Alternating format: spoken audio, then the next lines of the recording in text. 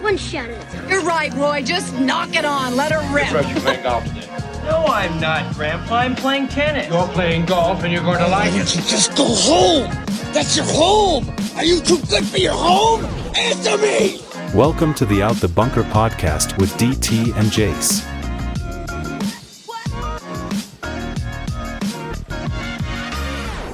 Welcome to the Out the Bunker podcast. I'm DT. I'm Jase, a.k.a. Tiger, a.k.a. Jason Wood comedian. And today's episode 7, and it's going to be called Blended because our He's white and I'm black. Wow, very blended.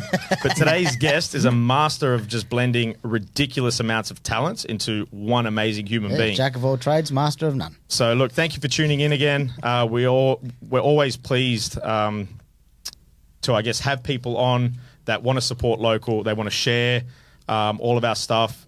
And if you can get out there, make sure you check out Dotted Line Clothing from last week. Yeah, big shout out to Luke Mack. Luke's a very, very conservative, quiet individual, and it's so different to what we're going to experience today in terms of, I guess, getting out there.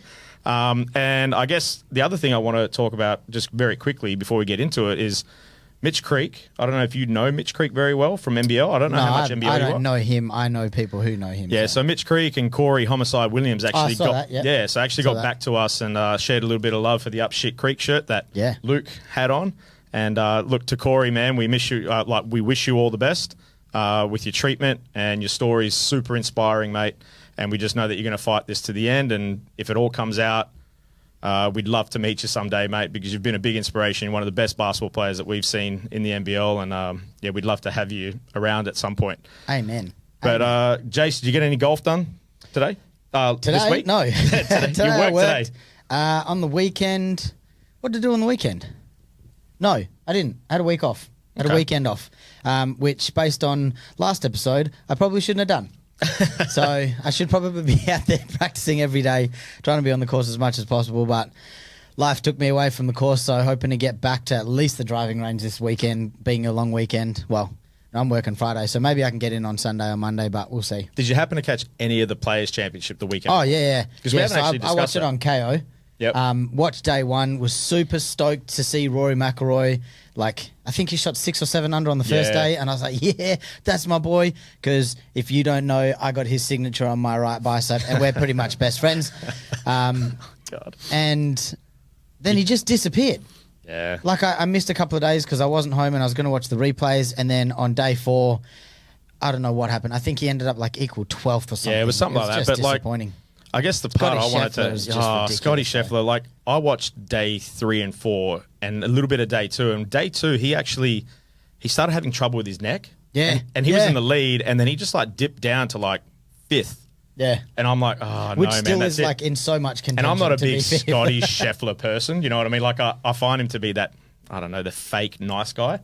Oh, dude, no, he's just too white and Christian. Like, he's the epitome of like the southern white Christian American. But that's not fake nice I've lived there, man. I know those people, and deep down, they have some, like, they don't mind turning that knife. You know what I mean? No, he'll turn the knife. He'll get done for, like, domestic abuse, but that'll be way after his Way career's after done. the career. And Nike will have given him all the money. And So, look, he had a 15-hole stretch, and my guest enjoys golf as well. So this is going to be, like, he had a 15-hole stretch there. He finished with 8 birdies, 6 pars, and 1 eagle to finish off the round, and that was just to get back into contention because Wyndham Clark actually missed the putt. Putt, man. I was gutted for him, and at the same time, because I watched what's the series on Netflix? Oh, Full Swing. Full Swing. Yeah. I had mad respect for him, and then the tournament he played just before the Players, he had those hissy fits, like smashed his club into the ground and chunked it. I was like, whatever, dude. Yeah, because you don't have any of them, right? Yeah, but I'm not playing for millions of dollars and have kids watching more me to get reason better. for him. Nah, I hope you stub your toe on all the cold furniture in your house, Wyndham. That's why you missed that putt, bro. Control yourself. But look, it was just amazing to see Scotty Scheffler do something like that because I kind of thought, the beard. Yeah, but yes, That's why you and Johnny are better golfers than me because I can't grow one. Him now. Well, anyway. Now that Jase has spilled the beans, look, today's guest... I was trying to hide. I've been really Just quiet. sit there in silence, I've got bro. so many points, I'm going to shut up. But look, I've got an intro for That's you, right? the end of the podcast, guys. Make sure you like it. The gentleman to my right, he's a rapper, a singer, songwriter with over 10 million plus streams.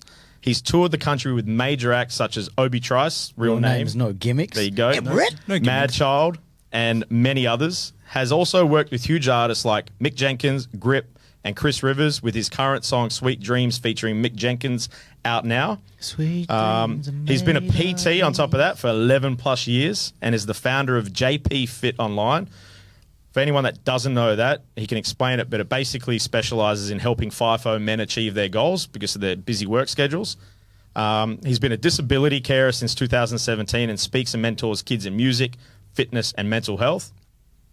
His favourite things that he's kind of described to me are his partner, lifting heavy things, right, boxing, Muay Thai, and most sports, but basketball's taken a bit of a back seat due to something that seems to be common on our podcast. Honestly, I'm sick of it. We need to get healthy people. No. We've all torn our Achilles. On, bro. Oh, everyone So has torn. I've snapped my Achilles. That's why I was giving you advice a while back. I've snapped both. Yeah. No, But anyway, please welcome Mr. John Pownell himself, a.k.a. Johniepee. Yeah. Hey. Welcome, brother. Welcome. Hey, thanks for having me, guys. How's things? Good. Yeah. I was slightly late because I was eating 500 grams of mince and a whole thing of rice. Just in the car park. Just- yeah, just behind the bins. In your I just portable. found them. But yeah, Audi, great. Gotta be in that calorie deficit, bro. Yeah. I don't know what a deficit is. But yeah, no, that was good. Yeah, and I was like, oh, I should probably leave now. It's like, oops. And then, obviously, because of your Achilles injury, you don't move You as can't quick as really you run. used to, You right? can't run into I'm the just, studio. when I make jokes and I'm like, oh, we'll just run down to the shops. You're not running anywhere. Yeah. It's like, Thanks. shut up. Thanks, guys. But yeah, right no, now. all is well. All is well. I'm on the mend. I'm 1% a bit. 1%. I want 1%. 1%. Dude, get the shit right, man. better me. Woo! Not drunk at all. No, 1% better every day. That's what we work for. So yeah. Look, man, it's been inspiring, and it's actually taken me back as well to when I did mine, because all the stuff that you're doing in the gym, that was when I was super motivated at the time to be in the gym. Now, not so much, but Swole season, bro. It's yeah, fine. it is. That's Hey. right. I'm what do they call it? It's more like blood generation. I'm just bulking. all Bridge right? and wash the city.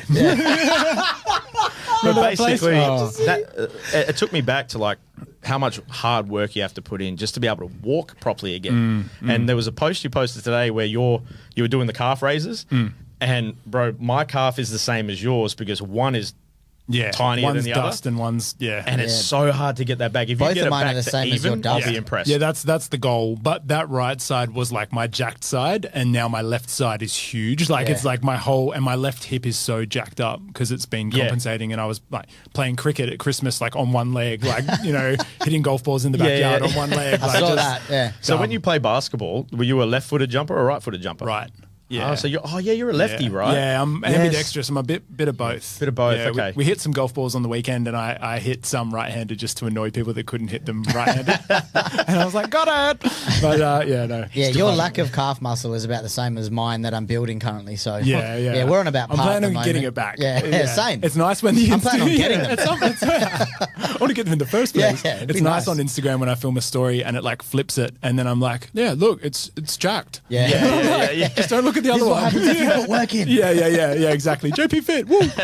But no, it's good fun. To be fair, it's good, man. it has been cool seeing like pretty much straight after you got into the moon boot, and I think even on some of your stories, you're like, oh, the physio or the doctor is telling me like not to do much. Oh, surgeon still doesn't want me doing anything. And then your next video is you doing muscle ups and having to land on your moon boot. With the cast. Yeah, God I know. damn it, bro. I was like, we have like a family boys trip on like the Pownell side we do once a year. And we went up to Lano this year, and it was when I was in the first moon boot. Yeah. Because when I initially tore it, they weren't 100% sure. The hospital did an interesting job, and they were like, we think it's partially torn, all good. Wear this moon boot for 7 weeks, 8 weeks, you'll be fine. I was like, I'm pretty active. Like, I don't know if it will be fine. We'll see. And then so while I was away on that trip, I won like the cup, which is like the award because it was called like all risk, no reward. Like I had You just went all in. Like I was kicking the footy like on my as you're bad supposed leg to, and yeah. like using my bad leg to balance on and then kicking with my left leg. Like I'm part of the team. Like and I managed to tear it. So when I saw the sports doctor like a couple of weeks later, she's like, "Oh no, it's not attached at all. Like you need surgery." And I was like, attached "Oh, at all." cool." So then it was surgery and then another And then moon a boot. second moon and, boot. and Yeah. the surgeon So kept me why in the didn't you cast just say, forever. no, I want the surgery? Like, straight I just up. didn't. Well, when I spoke to a couple of the boys over in Sydney that I had worked with who are like really high level physios, like for like, Sea Eagles and whatever. Yeah. And I was like, yeah, sweet. Like, you don't need surgery. They were pretty much like, you can get back to everything with non-surgical, but like I'm also 100 kilos. So like I'm like, whatever your Achilles is going through at 70 kilos, mine's going through a little bit more. And I tend to, you know, like my whole life I've just gone, I'm going to go run 5K, like come back from dinner half drunk and be like, let's go run. Like just no warm up, just I'll figure it out. And then like wonder why in the middle of the night when you go to pee and you can like barely walk and you're like, this is just normal. Like don't worry about recovery and stretching. Like why are you I know when I went in. Why are you every adult I know? Like he was, don't listen. He was really young, so I don't think he had a huge amount of choice, but I was older and I could make my own decision. And when the doctor said to me, look, you might have to be in a moon boot for 7 to 10 weeks. It might repair, it might not, it might not heal the way it wants. As soon as I heard that, I was like, just cut me up. Yeah. He's like, you either wait 7 weeks and then still have to have the surgery anyway. They didn't paint it to me like that. Yeah. They were like, nah, 8 weeks, it'll be fine. I didn't even get spoken to. Yeah, they were just like, take his car. I was in a room somewhere else, and they're like, bro, you did both of them. We're going to move both your legs. And this is why I'm short now. Yeah, one foot after the other. Bro. When I was 15. How? So my feet pronate heavily. Oh, okay. And I never had orthotics because I didn't know what that was. Yeah. I don't think wood for your foot. I don't think my parents ever really took my sport, or I did athletics in high school seriously. Yeah. Because I was like, I didn't take it seriously, to be fair. Yeah. But it was one of those days where, you know, when you like tweak a muscle or something, you're like, oh, I probably just need to stretch it and it'll warm up, it'll get looser. It'll be okay. That was me in the very first race of the day. Oh. So I was like, okay, maybe I just kind of pulled something, but it was in both legs. So this was sprinting? Yeah. Okay. Yeah, so that last day was just all sprinting. We'd done all the jump events and stuff, and obviously it's made it worse as the build-up happens. Last race of the day was the 200 meters, and my legs were throbbing. Wow. And I was like, I'll probably just put some deep heat on it when I get home. I'll be on deep. Yeah. Put some Windex on it. But you know how like in high school and stuff, if you're doing athletics at the school, no one ever had racetracks. It's on grass. Yeah, it's on that. So I'm just running in bare feet. So I have no support on my arches, and my feet just drop. So it was the last race of the day, 200 meters. I'm coming first. And I'm just in pain, but I'm like, I'll just finish this race. We'll go to the physio, get it checked out. About 15 metres before the end, I hear this gunshot. I take a step on my right foot. You start running again? I just yell out, pimp in distress. And I was like, held my ribs. But I feel my right leg just give way, so I put all my weight onto my left leg, and then I hear another gunshot, and both legs just give way, and I slide over the finish line. I came second, but I watched him curl up into the back of my leg. It was actually like a white dude thought a black guy was chasing after it. No, it was just my dad. He was like, run faster, you're an embarrassment to the family. Pow, pow. Then I had another gunshot. Yeah. I missed guns. Yeah, and then I got a hole in the shoulder. It was like, went all the way through, so it was fine. 50%. Yeah. Look, Johnny, aside from injuries, because we're all cooked, right? I guess you have a bit of a passion for golf. Yeah. Jase will get into the other question that infuriates me, but where did the passion for golf come from? And I guess as someone who has multiple passions and interests, tell us a bit about this golfing journey that you're on. Like, because everyone has their own journey for golf. Yeah. Some people do it because they love it. Some people, and I'm sure you will get to that stage at some point, knowing how much you do and how much effort you put into everything. It'll get to you. You'll get the bug, and you'll just like want to play. He's got it. You've got it. Dude. I was sick with it. Like before I went overseas, you're worse I than I've ever been. Yeah, you're worse than I've ever. Like you've got everything at your house, like chipping net, all that sort of stuff. I've never had that. So tell us a bit about that. You're not inflicted with my disease. Well, yeah, I had played like the odd like mini putt, you know, the driving range randomly, whatever. But then golf was a thing to me that never really appealed because when I was younger, I didn't have the patience. I was always very like, I want to do the sport that you do the sport constantly. Like you still boxing. don't really have patience for much, it seems. Oh, I do. I have it. Don't listen? In certain areas, I have tons of patience. Well, I'll tell you the surgeon thing. Anyways, it's that's different thing of patience. He's just a dumbass. Good at his job, good at cutting and sewing, but bad at like rehab, obviously. But yeah, no, golf for me was a thing that I was like, well, I don't want to like, I want to go to the driving range and belt like 300 balls. I don't want to like hit a ball and then like walk and then like line it up and then like hit it into the bush and then be like, and then do it again and then like, and I was like, this sucks. Like if I'm doing boxing, like at least I'm throwing hands consistently, I'm moving, something's happening, it's fast paced, whatever. So I didn't have the patience. And then all of a sudden after hitting 30, it was like all of my mates, like all of them became obsessed. Yeah. It's a rite of passage to hitting 40. Well, because my dad was into golf, and I'm not really a big fan of my dad, so I was like, I'm never going to play golf. He gave me right-handed clubs too, and I was like, well, I'm left-handed, bruh. Serious? Yeah. He's like, you can have these. Like and I was on purpose? Thanks. Yeah. Thanks, Dad. Here's a book, but it's Braille. Yeah. Thanks, I guess Dad. he's not a fan of you either. Yeah. Goes it's both like- ways. Thanks, Dad. Yeah. Make these work, bitch. Yeah. I wish I had a daughter. No. Yeah. You're just oh God, we're getting too A real. right-handed daughter. Right-handed daughter. Left-handed, wrong-handed. But yeah, it was weird. It was like all of a sudden we all hit 30, and then there was like 3 group chats with like 50 guys in them, like, who wants a round? Who wants a round? Man. Yeah, who's free today? And it was actually my cousin's grandma on a different side of the family. She's the one who lives up in Lancelin, and we went to visit her. We'd always do that for Boxing Day. And she is like a wizard at golf. She's always the one that wins all the meat raffles. I believe at that age they're called witches, not wizards. Females, I think. Yeah. But she's like 85, and she like wins every tournament. She's really good. That's because the others are all dead, bro. Like, She's they just sign playing up and against they the die Merns. before they play. She's like, oh, Betty, you were so good. Oh, that putt's gone 6 feet under. Carry on. But yeah, no, Let it him was finish. it was one Christmas. It was probably like a couple years ago, and she was like, oh, I'm going to go up to the club and hit some balls at the driving range. And the Lancelin driving range is like, piece of dirt with some sticks on it and some snakes, a lot of snakes. And there was like a left-handed club that was like leaning up against a shed. So I just had like a bit of a play around with it. And I was like, this is fun. I was like, we should get into this. And Granny, as I call her, she was like, the best thing about golf is no matter what's going on in your head, she's been dealing with some anxiety and stuff. And she's like, no matter what's going on for you, when you're trying to hit that white ball, you can't think of anything else. You're not stressed about anything else. Everything else melts away. And that's why I do, 200-kilometer rides. That's why I do big runs. It's like you get stuck into the like nitty gritty of it all. You can only focus on the suck, and you're just pushing through. And golf's obviously a less intense version of that. Yeah, you want to talk about focusing on the suck? Title of your sex movie. In my head, I'm like, don't say anything. I leant in and he looked at me. No, I knew, and then he focused on the suck. But yeah, it was her saying that about anxiety, and I was like, that's a really valid point. And I was like, I like doing things that are hard. Again, another entirely a sex tape. Pause. Yeah, we're going to have like a bell that goes off. But it was from that I was like, this is actually sick. And then the boys started saying, do you want to actually play some games? And then it was like, oh, this is a different thing. This is a much different thing than just going to the driving range. And who cares where it goes? I hit it far. And then you're like, there's no consequence on the range. Nah, but the best part is like when you're shit at the start, you just get heaps of free balls. It's like, that's like true. Pro V1. Oh, that's right. Polish that up in Marketplace. And I guess it's one of those things like you can choose to do two things. You can choose to stay really average. Yeah. Or you can go, you know what, I'm spending $70 in a game of golf, right? Plus everything else I do. And I might just put a little bit of extra effort in. Yeah. And then when you start seeing the rewards from it, you go, far out, like this is good. Like it's something I can invest some time into. And then you start seeing it all go back. After 3 lessons. Let's kick some more money into this bit.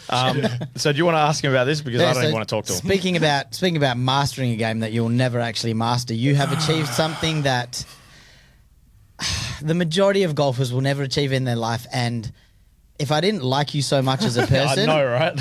I would probably hate you and actually probably physically write hate on your Instagram. Thanks, man. I actually think, to be fair, I actually think I did write hate in the group when you posted about it. Yeah. But yeah, you hit a hole in one. Sorry. The fact that you filmed it, and actually, I'll let you tell the story about it. The fact you filmed it, because if you would have just said I hit a hole in one, we would all tell you to go F yourself. Yeah. But tell us about it. Where were you? What happened? What club did you hit? How far the hole was, and all that sort of stuff. Because we got a video of it. So while you're talking, we'll play the video of it. Let us relive the pain we witnessed. Well, it was my. I'd been playing for a while. It was my 13th game. I hate you so much. And I hate you so much. Yeah, I thought 13th game. It was a nice day. So this is. I'll give you a bit of a backstory which will make you hate me less. So I doubt it. You will. You'll be like, shit, I'm glad you got the hole in one. That really is okay. So I, in my disability role, right? Yeah, you're going to feel bad. No, because I know this story. I know this story. No, so I was looking after a friend of mine called Mark for 3.5 years, and he had motor neuron disease, and I was with him 7 days a week, all the time. That was the apartment, eh? Yeah, in West Perth, where everyone thought it was my house. It I wasn't thought it my was house. yours. I was like, So long. I'll claim it. Yeah. He's not from Balga. Wow. I am from Balga. But it was just sort of like he passed away on the 1st of March 2023. It was voluntary euthanasia, whole thing. Wow, it was full on. And so I sort of was without purpose for a bit. I still obviously have other clients and other things going on, but he was my main focus. And I told him, I'll be with you till you go. Whenever you choose that is, you want to live longer, we'll make you live longer. We'll just support you as best as we can. So all I was doing was playing golf and boxing and lifting weights. And so it was like one of those days. It was not long after he passed away. It was probably a couple of weeks after. And we were at Altone. Which automatically makes it not count. By the way, Altone, course, nothing is valid. There. It's a tricky course. Is it a par 3 course? No, it's a genuine course. It's tricky, but no one likes going there because every 3 seconds you hear 4.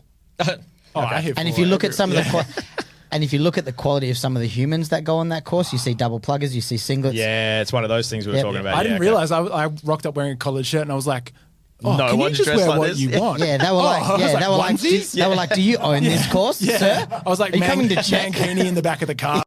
Go. Yeah, far out. Good for Okay. wind They thought he movement. was the mayor. So anyway, what was the hole? So the hole was hole. A par 5? It was a par 3. Yeah, par 5. Yeah, it was just a short shot for me. It was the first par 3. So I think it's hole. What is it? First one goes down the hill. Second one goes back that way. I think it was the 4th hole. Yeah. So it's par 3. I hit an 8. It was 138 meters. Yeah, okay. I hit an 8. I was with my mate, and it was one of those days where it was like, I'm just glad to be out in the sun. I was just really appreciative of the day, and I was like, cool. Hit it, came off real clean, nice and centered. Like I was just like, that's a good shot. I was like, that's not bad. Yeah. Like, that'll you land never a think couple that it's going in. Nah, that'll land a couple of meters away. That'll be fine. And so I watched it drop, and I sat it there, and I was like, sick, cool. And then, here you go, bro, your turn. And then he's like, no, it's still rolling. And I was like, what? And then I was looking at it, and I could just see it, and I could just see it moving, and then it just disappeared. And I was like, oh man. and he jumped on me like full koala, and we're like, hole in one. This is my 13th game of golf. I'm gonna go down there.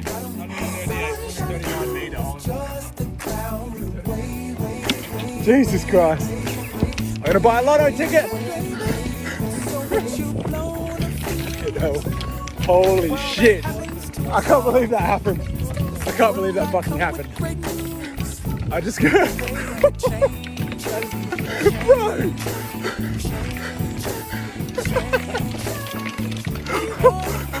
Oh man, let's go. Oh. Sorry guys, this is going to be really boring for you, but this is... I don't give a fuck about my car. Kirkland 2. I kissed it before I shot it.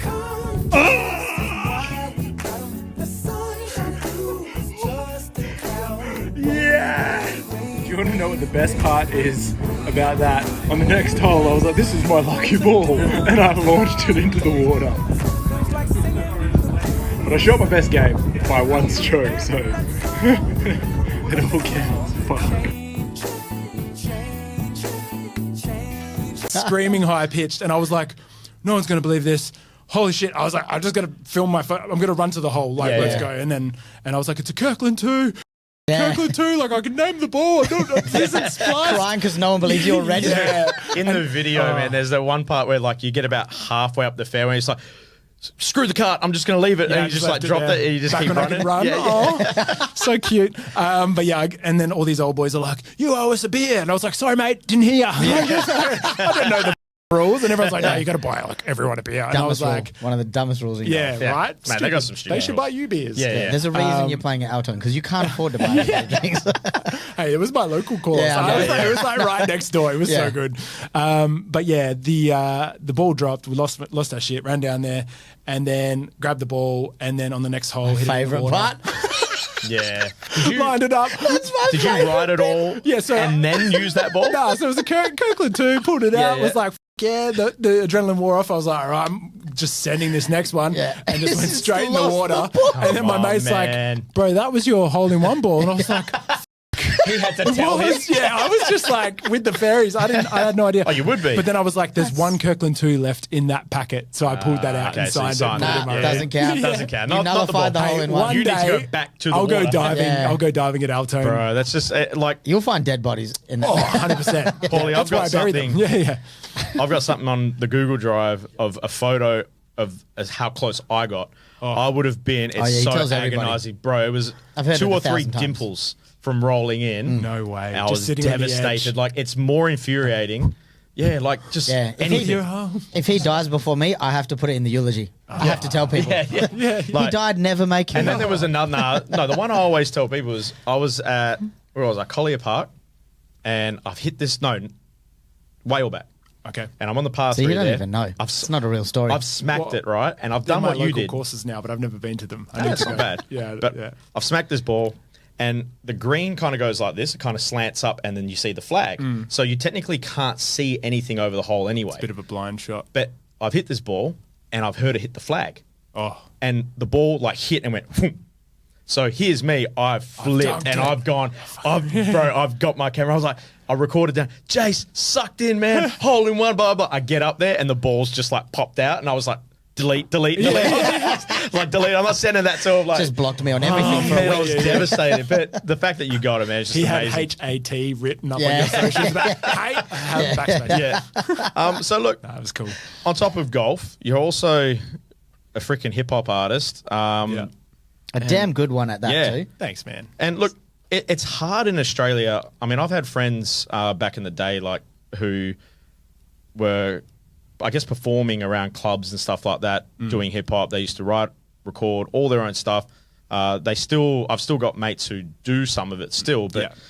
it's hard to, I guess, crack in unless you're just willing to put everything into it. So tell us a bit, as an Aussie, where did this hip hop journey begin? I guess because Yeah. it's not something that you kind of relate to like Aussie culture. Nah.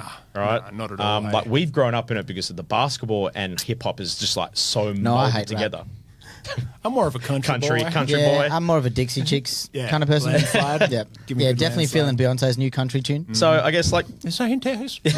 tell us a bit about the journey and then like some higher peak moments and like where did you start writing rhymes? Give us a Yeah. bit of a background on it. Well, I had always been. It's funny, like people now are like, "Oh yeah, we always knew you'd be a rapper," and I'm like, "What?" And they're like, "Remember in primary school when like you did that assembly and like you had to rap, and then your friend." Like he was from Austria and really big, and he didn't know how to beatbox, so you just taught him to go like, and then like you did like a rap over the top of it, and I was like, no, like, don't remember any of that shit, but apparently it was on the cards. But it wasn't until I was in Sydney, I was 23, and I was PTing for Bliss from Bliss and Esso. Yeah. And so from there, he was sort of like put me on. Like, well, he messaged me after my first show in Melbourne to like know people. And the funniest thing, this was the name that we went by on the first thing. There wasn't enough room on the flyer to have Johniepee, Fritz, DJ Deno, Yeah. So it was 2 guys, 1 cut. And I was like, don't, I like it. don't. And everyone's like, where's your name on the flyer? I was like, yeah, don't worry about it. They ran out of I'm the room. cut. Yeah, I was like, but anyways, yeah, that's what happens when you leave it to dirty For those minded of you who rap don't people. know what 2 Girls 1 Cup is, Google it. Don't. No, don't. Don't. But and also Promote for those of that you who don't know what a nonsense. cut is like DJ. So Yeah. just in case, because I feel like Yeah, that, he's very happy. yeah. Anyway, yes. But it was it all started from there, and I ended up sort of being his PT, and then from there I sort of got a bit of a golden ticket, and they put me on tour with them, which went from like playing my first show to like 20 people to like 2,500. Yeah. That's And I was jump. shit back then too. I was really shit. Like I started when I was 23. I spent a year putting out these videos on this page called Dope Rappers on Facebook, and it's where a few guys have come up. Sounds like, cool. Okay. strangely enough. Sounds really cool. There's a couple, but most of it's just like ancestral dudes that have done nothing, and they just like beef with each other on the Yeah. page. And I was just like, I'm just gonna like put these videos out as like a test, see how they go, Yeah. and then if they run well and they've got legs, I'll remove myself from this group because it's pretty toxic, and I'll just 'Cause do I'm some other better shit. than them. No, well, it's just like the whole rap scene can be. There's obviously good and bad parts of all scenes, Yeah. and I would rather just like make the music I like, not be involved with anybody, make my money and get out. Yeah. I would just rather like, as long as it's like not hurting anybody and I'm making music I like, I'm like, sweet. Yeah. But anyways, I started out pretty slow with that sort of stuff. I find videos that come up on my Facebook memories all the time, and I just like put them to like only me. Yeah. I'm like, no one look at I this. just delete completely. Yeah, 100%. Anything from like 5 years ago prior, just like anything from 2023 and back is dust. Yeah. All of it. You should just be able to like do like a hard drive wipe. Yeah, of your you know what? Facebook. I actually think I might just delete my Facebook. Yeah, I might delete all socials. Yeah, cool, nice, good plan. But yeah, it all chugged along. Went on tour with them. That sort of elevated me up a bit. But it was also, it's just one of those things that if you're consistent with anything, as you know, you'll get better. Golf, whatever it is, you know? So kept chugging away and pretty much have had, I don't know, there's a lot of releases. This year's like a single a month. It's just been, it's been growing. When I dropped the single with Mick Jenkins as well, and he's like one of my favorite rappers, so that was a big deal for me. Leroy Jenkins would have been cooler. But If you could only get Mitch. We'll add the sample. That'd be so his older brother Mitch. But it's like that got me up to like 60,000 monthly listeners, which for me was like mad. The goal was to get to like 50 this year, and it was like already like boom. Yeah. In 2 days it was 50,000 streams. It was growing, but it's just one of those consistency games where like it's a lot of times playing shows to like empty rooms, and then you'll get on a support gig with someone big, and then you play to a heap of people. But for me right now, like I had to reevaluate what success for me in music was, especially because like I want to be a dad, want to be a husband, like I have other goals in life outside of music. And I've seen some of my friends who have blown up big time, and they're like making squillions and they're doing the whole thing. But I was like, it's never really truly been, the music is me, but the lifestyle isn't, because I'm not the drinker, the drug taker, that bullshit. So going to shows and shit, I'd feel like a dick because I just want to play my set and then go say hi to some people and leave. Like I don't really want to hang around and get involved in the kick-ons and the punch-ons. Whatever. Yeah. So, I reevaluated what success for me was, and I was like, as long as I'm making, like, I have a studio in the house, amazing. I can, whenever I need to get something out, I get it out. And because I've flexed that muscle with my brain so long for writing, it's not hard for me now. And it's just a matter of taking the time to do it. Yep. But as long as I can play shows when I want to play shows and sell out venues of like maybe like 200 people around the country, I'm like, that's ultimate success. And that's pretty much like with a decent marketing run, that's how it is. Yeah. And I'm like, the option's always there, but I also find something really romantic about the fact that I can just like vent about what's going on in my life, connect with people over it, release it from my house, and then people from all over the world listen to it. And like, I don't need to be famous. I don't want to be famous. I don't want to have like a name where people are like, oh, like it's cool when it happens randomly, but you're like, it's also really weird. Like, you know, oh, you spoke at my school when I was 11, and you're like, yeah, what are you doing? They're like, rapping. You're like, it's just like, it's cool. Like, it's cool to have positive influence and whatever. And just, I guess the rapping thing is such a random thing for someone at 23 to go, I'm going to pursue this as a career. Yeah. It's like, if someone else had told me that, I'd be like, yeah, cool, brother. Like, you know, but I had a bit of, you know, the, what do you call it? The naivety or the ignorance is the bliss delusional mindset in a positive way that just made me chug along. So sick.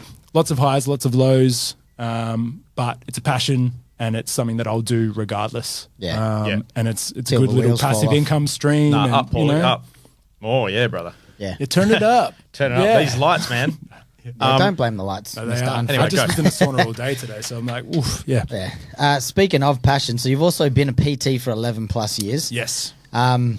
I don't know how much you see on my Instagram. I don't really haven't shared too much, but obviously you know I like training as well. Yeah. I like to lift heavy. But tell us what JPFIT is all about, how it functions, and just kind of what got you started in.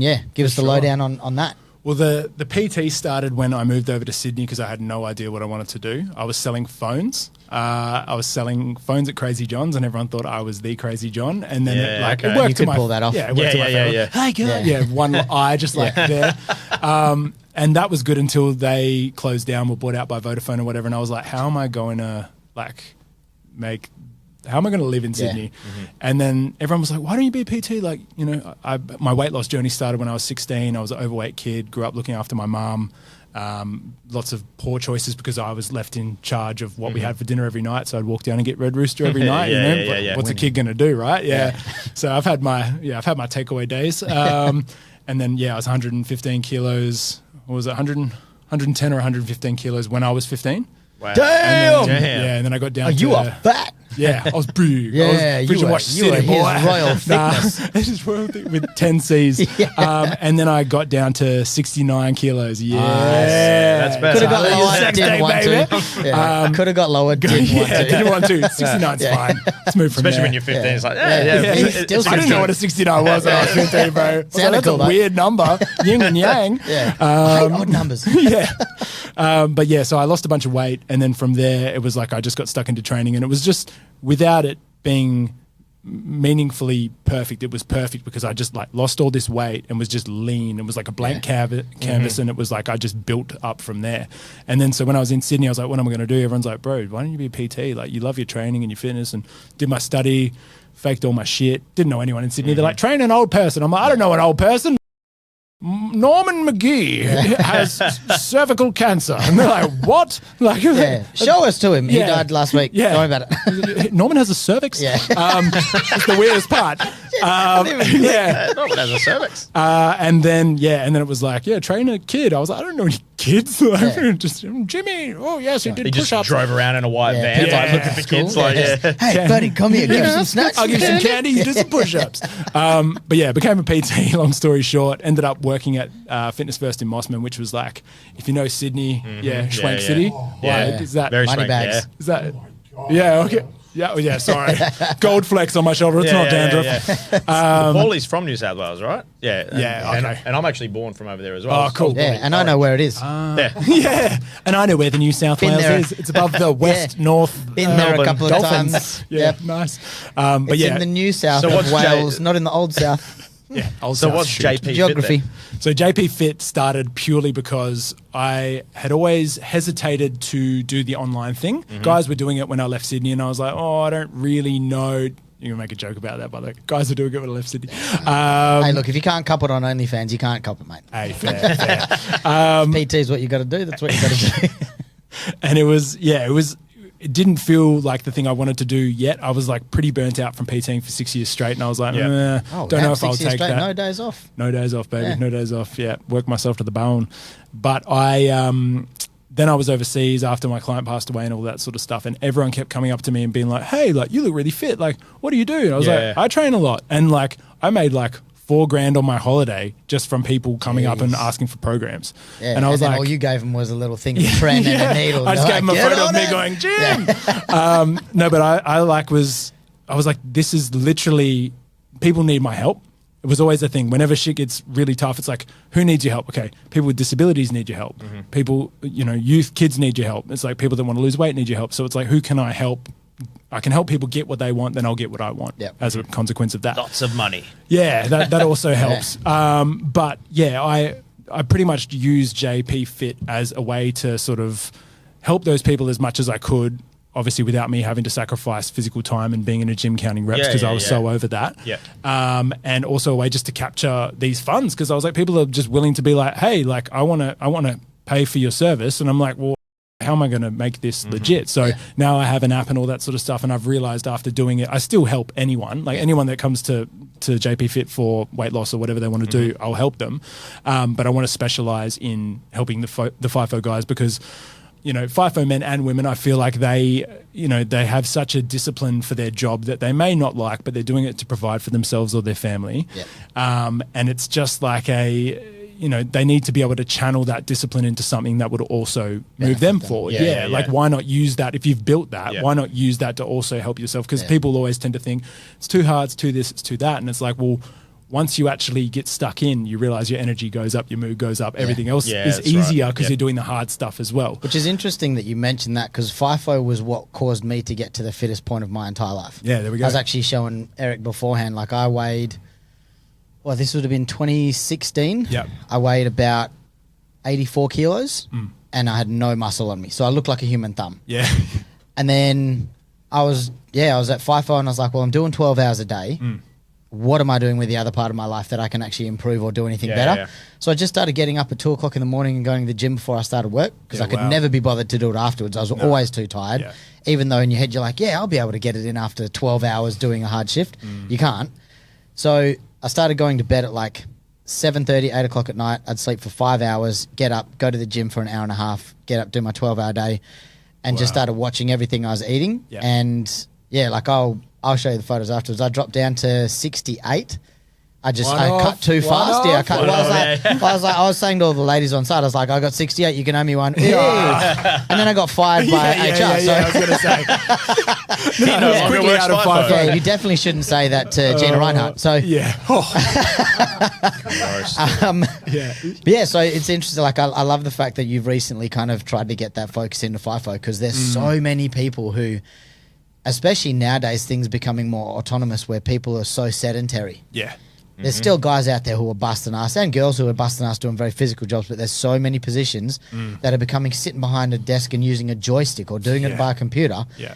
If you're doing that for 12 hours a day, that's longer than anybody who's doing it in a normal job. Yeah, that's right. And then so many people just come back to the wet mess, drink alcohol. Yeah. Yeah. You've got your choice of food, and a lot of people just go, well, I'm going to have the unhealthy food. Yeah. I've worked hard, I deserve it. But then do you deserve it for 5 years straight? Probably not, fatty. No. Like, eat a pea or something. Eat a corn. It doesn't digest You'll in your body. It'll come straight out. Yeah. One. I always talk to the corn. Just the one corn. One singular corn. Yeah, get a toothpick, pick it up. I always say that to when I eat corn. I'm like, see you later. Always. And you I would do. talk to your food. I do. And you do. Yeah. You're so good. For someone as busy as yourself, what does your daily schedule look like? Because obviously as far as I could see, you're probably just going from the minute you're up to the minute you go to bed. See, smoke and mirrors, honestly, because my life when I was caring for Mark full time, very much that. Yeah. Very much up, work, 10, 12-hour day, gym, home, whatever else I was doing, write music until 1 a.m. and then go to bed and just do that over and over again. Yeah. But now, because I've sort of got myself in a position where most of my JPFIT stuff organically has grown to a level where it's maintaining itself, unless clients, I check in with my clients every day. But for me, like my day can be, I sort of made myself a promise when I got back. I was like, you've gotten up so early for so many years when I was doing tradie stuff when I was younger, that I was like, I don't want to ever have to do that again. I want to be able to get up at a time that like maybe other people shit on it. Like I have family members that are hustle culture, like 5 a.m. Boom, boom, boom, and their bank accounts probably reflect that. Yeah. But at the same time, I'm like, no, I want to get up at 8. I want to get up at 9. I want to I want to be able to like walk out into our backyard and feed the kookaburras and then have a coffee and like take my time to like get into my day. And luckily for my partner's in real estate, so she sort of has a similar lifestyle when she doesn't have like set things, so we can sort of plan our day around whatever. But my day pretty much consists of training at some point, 10,000 steps at some point, check-ins with all my clients, something. I try to push all aspects of my life forward 1% every day, whether it's finances, relationship, business, training, whatever, mental health, filling my cup. So my day is literally filled with just progressing those things forward. And they can be some days are really quiet and I'm like, this doesn't feel right. I need to work harder. You got to do something, But there's always something, especially when you're running a business, there's always some area, like once you've checked in with all your clients, once everything's working properly, it's like, cool, I need to get some more leads. I need to get some more clients on board. I need to update posts. I need to social. And it's like managing socials on the Johniepee page, managing socials on the JPFIT page, responding to DMs, like making sure, it's just, you find enough stuff in your day to move it forward, move the needle forward. But it's all about like quantifying what a successful day is. Yeah.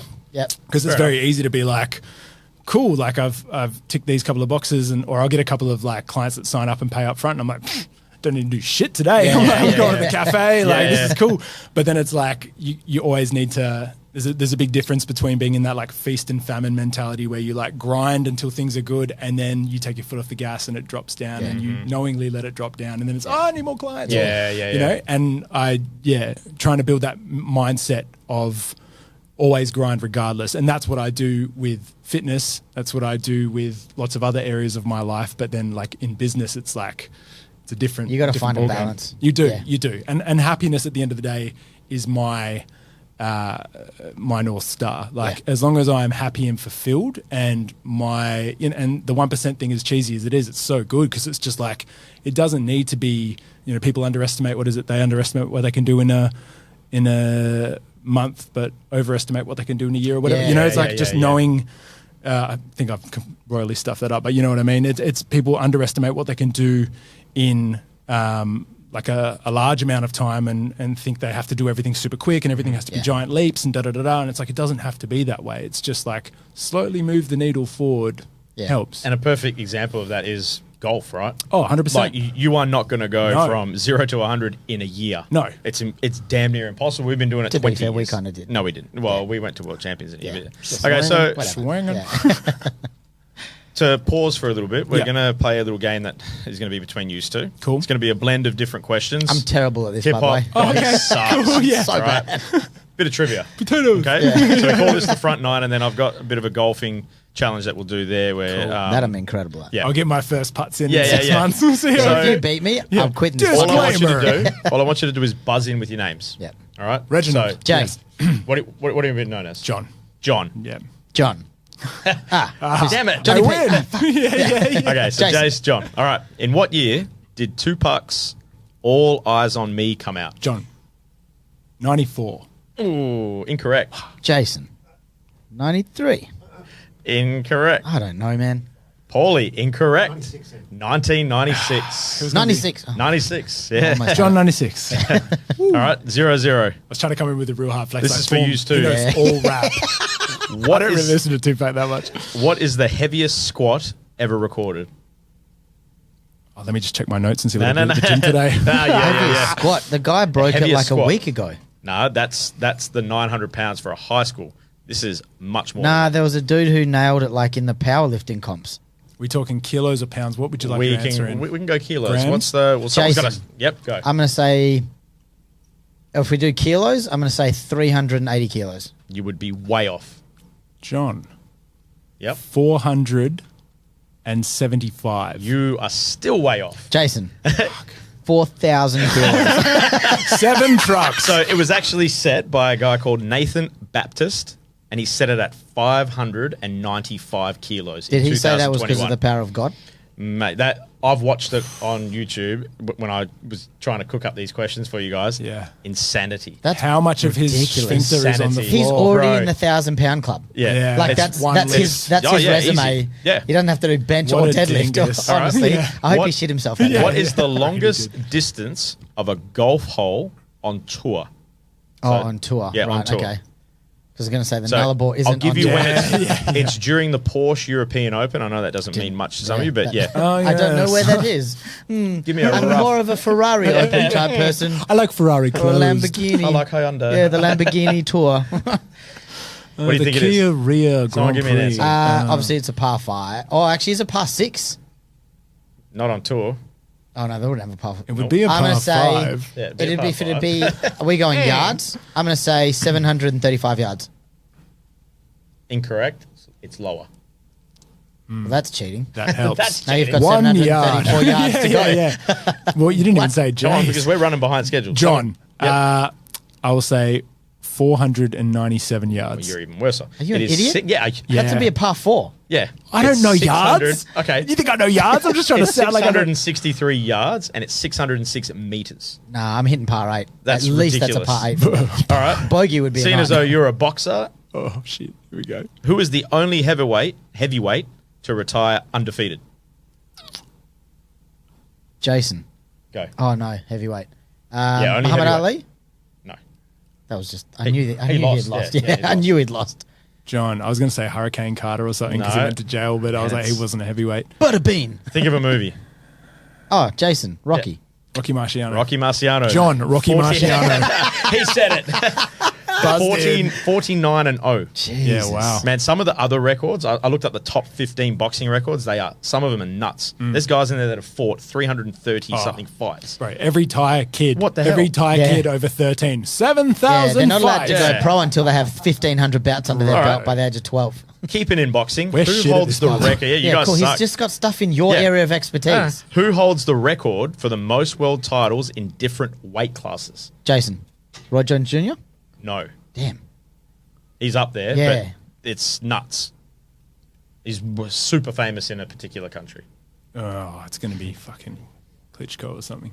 Oh, yeah. Paulie, yell it out. MP. Manny Pacquiao. Manny Pacquiao. Oh, the 8 That I like to do the President? boxing. If you want to hit me, I will hit you back, and then it will not be good for you. Are you a UFC fighter? Yeah. Dude, So I do the CrossFit. 8 world titles Damn. Jesus. in different classes. Dust Yeah. weight, And ant it- weight. Yeah. Sickening. Filipino weight. One of them, his first jump was up to 39 pounds difference. 39 Yeah. pounds. Yeah. That is how much I 39 weigh coming pounds. from my Hello, mother. this is All right. Caroline from Virgin Mobile. Sorry, I love Hang you up. guys. Shout. Who rapped these lyrics? Honestly, I came in the game, profane, no image.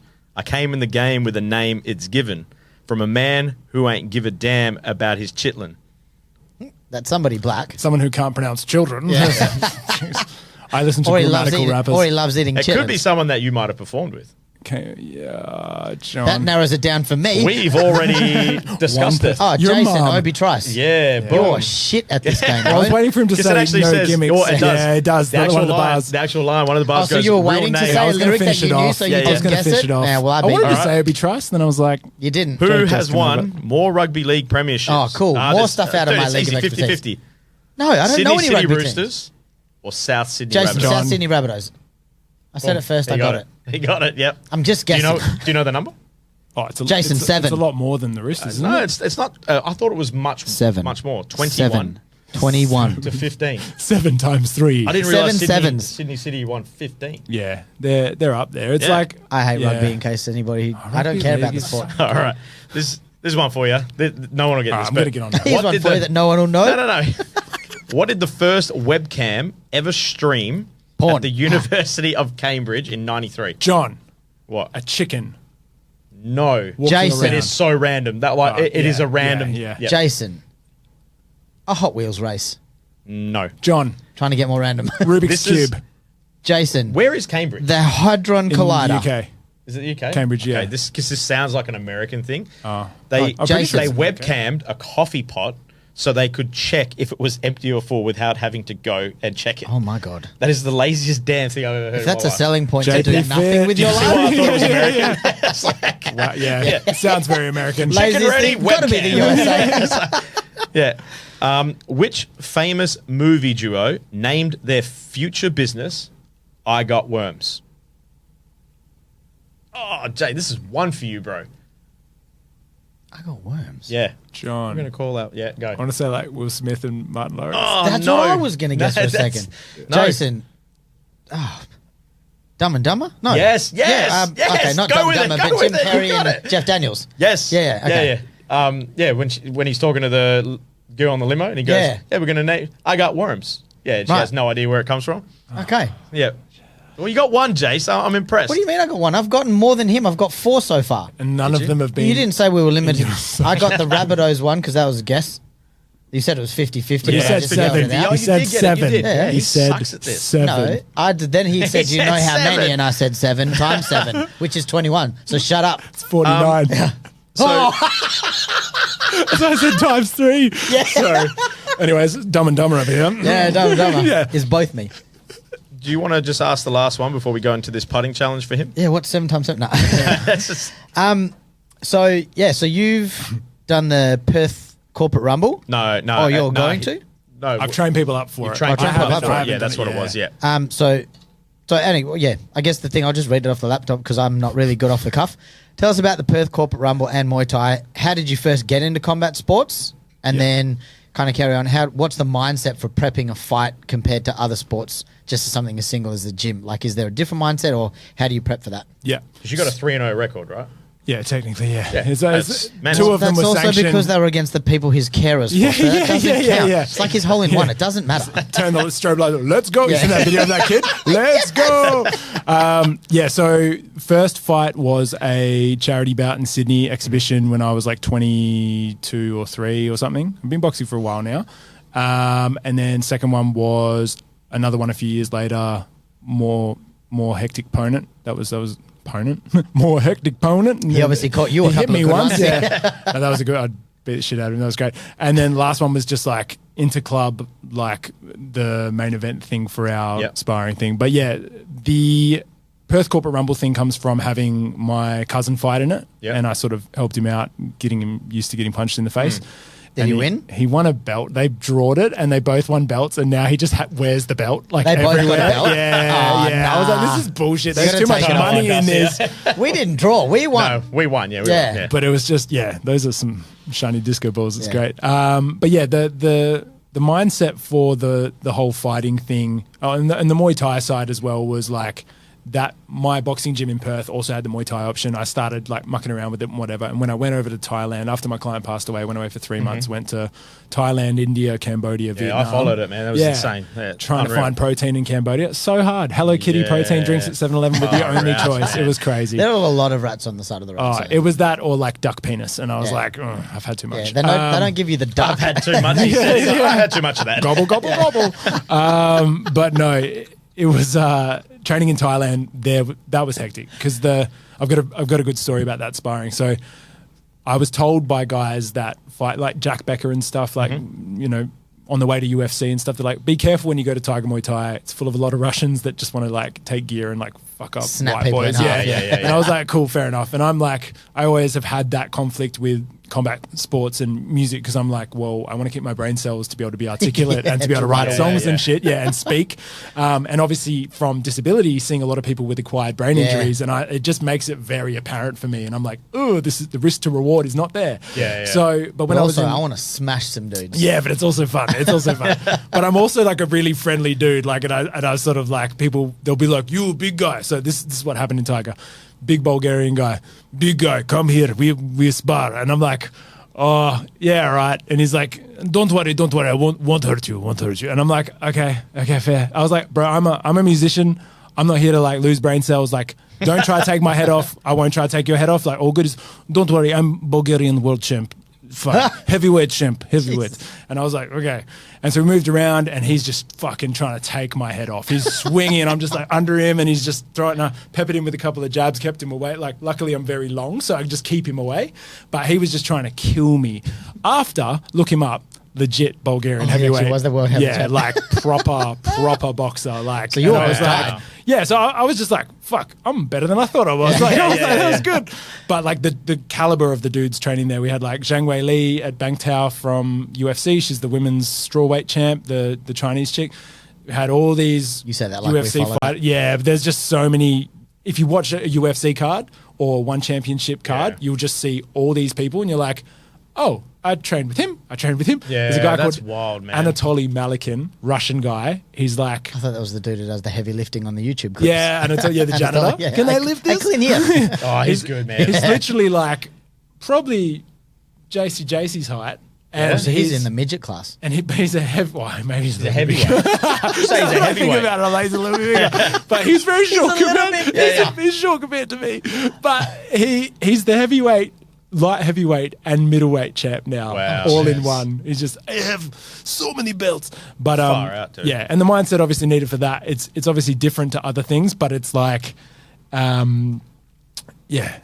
when you know you're going into a ring with someone who's trying to take your head off, you've got to sort of not grab onto some dark stuff, but you've got to like really switch on. So I'm very different when I know I have a fight coming up. Yeah, okay.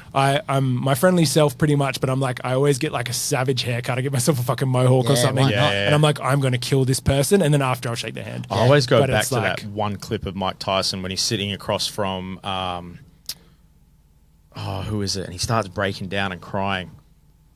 What, Joe Rogan, when he's talking about... Oh, when they're talking on the podcast? And he talks about how... He doesn't want to, like, awaken the demons? Yes. Yeah. And I'm just like, man, like, when he says that, I get chills. Yeah. Because I'm just like, that is such a dark place that he must have gone and to back in those days. Well, he lived it. Well, that was what Customoto was like, there is no you, there is just the task. Like, there is just this, like... That's scary, man. If he dies, he dies. Yeah, that type of mindset. Yeah, 100%. So, look, we kind of...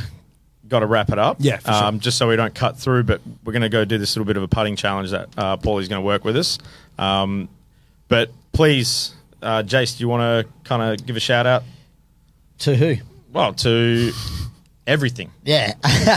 Everyone. But anyway, also, just want to give a massive thank you for coming on, man. All good. awesome. First time to meet DT, and I was going to say it at the beginning, but this is only my second time seeing you in person ever. First time I met you, I was doing the pub crawl for Fringe, and I had a joke about talking about being on Tall People, and I called you out of the crowd, and that's how we linked up. So we've been speaking to each other. I'd seen you before then. I'd had you on socials prior to then, but that was the first time we'd met. Yeah, it's been a long time coming. We've obviously been talking back and forth for ages. So, appreciate you coming in. Obviously, know you're a very busy person as well. Anybody who's listening or watching this on YouTube, we love you. We thank you for the support. We always appreciate you guys listening, sharing. As always, if you want us to bring anybody in, or if you are somebody that thinks you'd actually be able to bring something of value in, hit us up. Like, subscribe, comment on everything that you do. We're always just trying to get better, and we love sharing it with you guys. So... be sure to also check out the boy Johniepee it's Johniepee on Instagram. Yeah, Johniepee. So if you are interested, if you're in FIFO and you're interested in hitting him up, JPFIT as well. We'll chuck up his links on TikTok, Spotify, YouTube, all that sort of stuff. Got everything, man. Merchandise, everything, bro. There's a whole bunch of new merch coming. When the body's better, we'll definitely get out on a round with you. Mm-hmm. I reckon I'm pretty much there. No. Wait another year. Yeah. I've been struggling. And also, if he's listening, if he's not, we're going to tag you anyway. Kim Barrett, who's Johniepee's boy. We've got to get a 2 versus 2. My cousin, man. Cousin, you got the family. The masterclass, man, of basically creating, God knows, we'll get you on at some point as well. Machine, that guy. Yeah, so appreciate you, brother. Love you big time. And as always, we love everybody out there. I'm Jase. This is DT. That's Johniepee. This is Out the Bonker Podcast. Big shout out to Mr. Eric Paul Goldie behind the camera as well. Thank you, sir. Love you. Look after yourself. And don't forget to smile. Peace.